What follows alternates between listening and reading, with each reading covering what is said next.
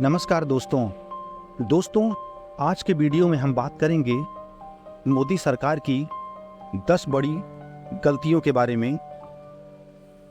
दोस्तों, मोदी जी 2014 से 2024 तक भारतवर्ष के प्रधानमंत्री के रूप में कार्य कर रहे हैं।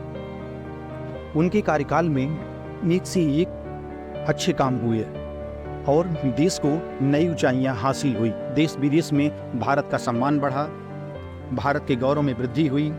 लेकिन इसी बीच उनकी सरकार ने ऐसी 10 बड़ी गलतियां की जो कि उन्हें नहीं करनी चाहिए थी। आइए जानते हैं। दोस्तों, मोदी सरकार की पहली बड़ी गलती है कि उन्होंने जिस तरह से भक्ति भावना जगाई है, जिस तरह से मंदिरों का निर्माण किया, जिस तरह से मंदिरों का पुनरुद्धार किया, उस हिसाब से उन्होंने वो अध्यात्म और भक्ति की लहर देश के हिंदू युवाओं में जगा नहीं पाए।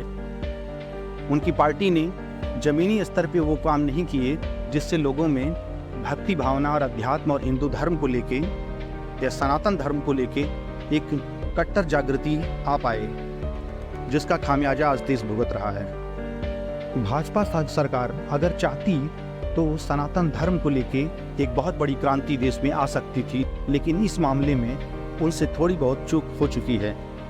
दोस्तों, मोदी सरकार की दूसरी बड़ी गलती है उनका सेक्युलर होना। दोस्तों, जिस तरह से मोदी सरकार हिंदुओं के वोट बैंक और भगवाकरण के चक्कर में हमेशा बदनाम रही है, तो उस हिसाब से वो हिंदुओं के लिए उतना काम नहीं कर पाए, जबकि वो सेक्युलर बनने के चक्कर में सबका साथ सबका विकास करने के लिए काम करते रहे। जबकि आज की डेट में उन्हें कई ऐसे क्षेत्र जहां पर मुस्लिम लोग हैं, मुस्लिम आबादी ज़्यादा है, वहां से उनको उतना वोट नहीं मिल पाता है। ये उनके सेक्युलर बनने में कोई फायदा नहीं नजर आता दिखता। मोदी सरकार की तीसरी बड़ी गलती, दोस्तों, उन्होंने स्टार्टअप्स के मामले में जितना काम किया है उतना काम जो है शायद किसी और गवर्नमेंट ने किया हो, लेकिन स्टार्टअप की योजनाओं का लाभ सरकार से जुड़े हुए लोग ही उठा पाते हैं या कुछ जागरूक लोग ही उठा पाते हैं। इसमें बैंकों की महत्वपूर्ण भूमिका होनी चाहिए थी, लेकिन बैंकों में और योजनाओं के विभागों में बैठे हुए कर्मचारी, सरकारी कर्मचारी ये बात को धरातल पर लेके नहीं आ पाए और इन स्टार्टअप्स के मुद्रा योजना, Kaushal Yojana, make in India, इनका लाभ आम युवाओं तक नहीं पहुंच पाया। दोस्तों, मोदी सरकार की चौथी बड़ी गलती है कि इन्होंने जितनी भी बेटी बचाओ, स्वच्छ भारत अभियान, जितनी भी योजनाएं इन्होंने लाई, उसका विभागों की लापरवाही के चलते, कर्मचारियों की लापरवाही के चलते वो सब भी योजनाएं धरातल पर नजर नहीं आ पाई और देश के युवाओं में वो चीज़ नहीं आ पाई जो कि नजर आनी चाहिए थी। इसमें करोड़ों रुपए खर्च होते हैं, वो योजनाएं आम आदमी तक फिर भी नहीं पहुंच पाती, न लोग उस स्तर से जागरूक हो सकते हैं। सोशल मीडिया के दौर पे जिस तरह से इंटरनेट का माध्यम का इस्तेमाल करके वो इन योजनाओं को आम आदमी तक पहुंचा सकते थे, लेकिन वो काम भी नहीं हो पाया। मोदी सरकार की पांचवी बड़ी गलती ये है कि जनसंख्या नियंत्रण पर वो कोई कठोर कानून नहीं ला पाए। जिस तरह से चाइना ने अपनी आबादी को कंट्रोल किया, उस तरह से भारत ने अपनी आबादी की दिशा में कोई काम नहीं किया। भारत जनसंख्या के मामले में विश्व का नंबर 1 देश बन गया और लोग ज़्यादा से ज़्यादा बच्चे पैदा करने और जनसंख्या वृद्धि में ही लगे रहे, जिससे गरीबी और बेरोजगारी को बढ़ावा मिलता है। मोदी सरकार की छठवीं बड़ी गलती है कि वो सीएए, किसान बिल और नोटबंदी के मामले में उचित कदम नहीं उठा पाए, जबकि सारी योजनाओं पे काम हुआ, लेकिन पार्टियों के विरोध के कारण उस ढंग से इसका प्रचार प्रसार नहीं हो पाया और ये जनता के बीच उस चीज़ों को एक्चुअल प्रारूप नहीं प्रस्तुत कर पाए और विरोधी पार्टियों ने इसको एक एजेंडे के रूप में लिया, हथियार के रूप में लिया और इसका दुष्प्रचार किया। सीएए के बारे में, किसान बिल के बारे में बाकी पार्टियों ने जो दुष्प्रचार किया, उससे उसका काउंटर अटैक मोदी सरकार नहीं कर पाई।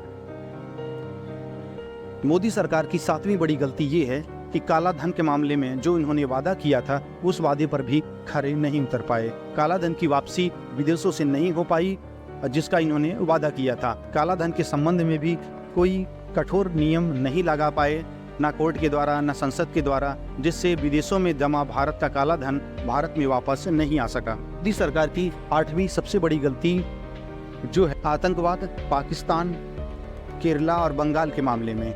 ना तो बंगाल पे इन्होंने कोई कठोर कानून लाया जिससे बंगाल में हिंदुओं के खिलाफ हो रही हिंसा कंट्रोल की जा सके, ना ही केरला में और ना ही कश्मीर में। आतंकवाद और पाकिस्तान के मुद्दे पे भी 2 बार एयर स्ट्राइक और सर्जिकल स्ट्राइक के बावजूद भी आज हमारे सैनिकों की हत्या हो रही है, फिर से हमले बढ़ गए हैं। लेकिन पाकिस्तान को मुंहतोड़ जवाब न देने के कारण आज पाकिस्तान हर बार मुंह उठा के फिर से खड़ा हो जाता है और आतंकवाद में भारत विफल रहा है और आतंकवाद की सजा भोग रहा है। दोस्तों, मोदी सरकार की 9वीं सबसे बड़ी गलती, लव जिहाद पर कोई लगाम नहीं। दोस्तों, जिस तरह से हिंदू लड़कियों लव जिहाद का शिकार हो रही हैं, केरल से लेके बंगाल से लेके भारत के हर हिस्से में लव जिहाद के मामले आ रहे हैं और हिंदू लड़कियां मुसलमानों का निशाना बन रही हैं, उस संबंध में भी कोई कठोर कानून नहीं आ पाया जिससे लव जिहाद को कंट्रोल किया जा सके, उस पर लगाम लगाई जा सके। और इस तरह से हिंदू लड़कियां शिकार हो रही हैं लव जिहाद की। लव जिहाद एक भारत की बहुत बड़ी समस्या है जिस पे लगाम लगाना बहुत ज़रूरी है, नहीं तो ये देश विखंडित हो जाएगा और हिंदुओं के लिए एक समस्या खड़ी हो जाएगी आने वाले समय में। मोदी सरकार की 10वीं सबसे बड़ी गलती ये है कि ये रेप, मर्डर, लूट इस संबंध में भी कोई कठोर कानून नहीं बना पाए, जिससे कि रेप की घटनाएं, नाबालिग बच्चों से, नाबालिग बच्चियों से रेप की घटनाएं जो लगातार देश में बढ़ रही हैं, उस पर भी कोई कठोर कानून नहीं होने की वजह से इस संबंध में ये समस्या खड़ी हुई। अगर देश में कानून तगड़े होंगे, कानून कड़े होंगे जैसे दुबई जैसे देशों में हैं, तो इस संबंध में अगर यहाँ पर एक कठोर कानून होता तो रेप जैसी मामलों में कमी लाई जा सकती थी और सबको फांसी, जैसे कि तुरंत फांसी या फास्ट ट्रैक कोर्ट के माध्यम से अगर तुरंत फांसी हो तो इस मामले में लगाम लगाई जा सकती है। न्यायालयों में न्याय न मिलने की वजह से और कई मामलों में पुलिस द्वारा शिकायतें न दर्ज करने से ये समस्याएं गंभीर रूप धारण कर रही हैं। मध्य में अश्विनी उपाध्याय ने अपने कई वीडियोज के माध्यम से सरकार को जगाने के लिए कई बार प्रयास किया, लेकिन सरकार इस मामले में कोई कठोर कदम नहीं उठा पाई, क्योंकि अगर सिस्टम कड़ा होगा, न्यायालय में न्याय जल्दी मिलेगा और सजा का प्रावधान जल्दी बनेगा, 3 महीने के अंदर अगर मामले निपटाए जाएंगे तो अपराधों में कमी लाई जा सकती है। दोस्तों, अगर मोदी सरकार इन 10 बड़ी गलतियों को ध्यान में ले तो एक भारत श्रेष्ठ भारत और भारत को आगे बढ़ने से कोई नहीं रोक सकता। दोस्तों, वीडियो कैसा लगा हमें कमेंट करके ज़रूर बताइए। अगर वीडियो आपकी जानकारी का है तो इसे शेयर कीजिए, चैनल को सब्सक्राइब कीजिए। जय हिंद, जय श्री राम, वंदे मातरम।